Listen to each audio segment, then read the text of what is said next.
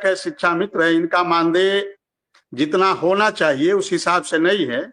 तो बता रहे थे कि इसमें भारत सरकार ने भी हस्तक्षेप किया है और उत्तर प्रदेश सरकार से बात किया है। तो जिस प्रकार से स्थितियां चल रही है, जिस प्रकार से उत्तर प्रदेश की सरकार पॉजिटिव है, सकारात्मक है, उनको लगता है सरकार एक्सरसाइज कर रही है कि किस प्रकार से उत्तर प्रदेश के अनुदेशक शिक्षा मित्रों के मानदेय को बढ़ाया जाए और भी जो संविदा कर्मी हैं उनके मानदेय को इतना कम से कम कर दिया जाए कि उनका जो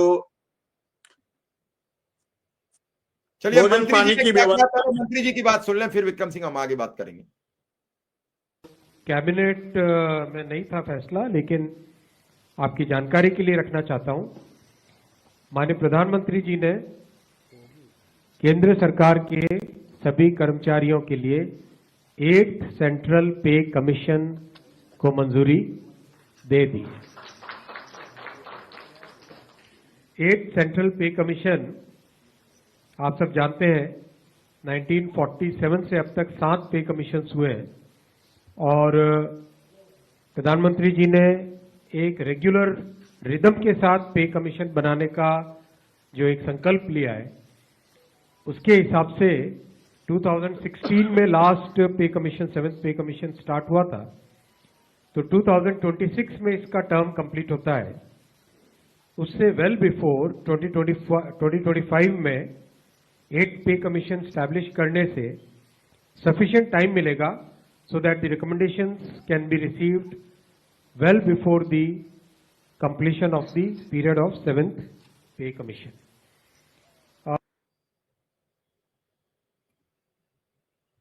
मंत्री जी की बात सुनी विक्रम जी, आपने मंत्री जी कह रहे हैं कि सरकार ने ऐलान कर दिया, वो ऐलान सबको सार्वजनिक हो चुका है। सबकी एक बड़ी मांग है कि रोटी कपड़ा और मकान, बिना इसके किसी का कुछ नहीं होता। और जब चीजें बदलती हैं, सब जगह बदलेंगी, तो ऐसा नहीं हो सकता कि उत्तर प्रदेश में ना बदले।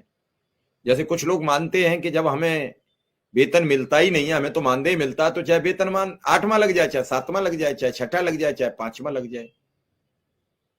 और उसका रीजन इन विचारों की किसी की गलती नहीं है।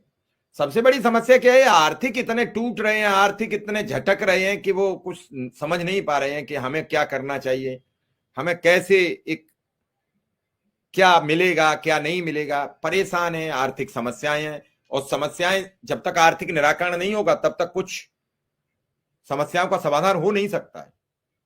हाँ, इसमें यह जरूर है कि अगर बढ़ेगा तो न्यूनतम वेतनमान बढ़ेगा। जैसे पहले अखिलेश यादव सरकार ने आपका 7,000 से 8460 किया था, तो वो 6ठे वेतन आयोग के आधार पर किया था। मैं सबको उदाहरण दे दूं, अगर चाहे तो राज्य सरकार इसे 51,400 का वेतन आपको दे सकती है, और इसमें जो केंद्र का केंद्रांश होगा वो केंद्र सरकार देगी।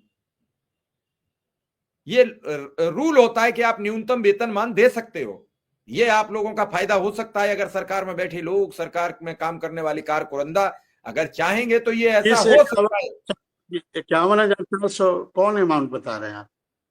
51,400 रुपया जो आज चर्चा हो रही थी, न्यूनतम तो तब चर्चा होगी जब पूरा वेतन बन के आएगा। 51,400 का मीडिया से समथिंग बताया, कैबिनेट की डिसीजन में बताया गया कि न्यूनतम इतना हो सकता है महंगाई के हिसाब को देखते हुए। फाइनल तो रिपोर्ट जब कमेटी देगी, जो 3 सदस्यीय कमेटी बनाई गई है, वो देगी रिपोर्ट कितने % महंगाई बढ़ी। महंगाई के हिसाब से वेतन आयोग का चयन होता है।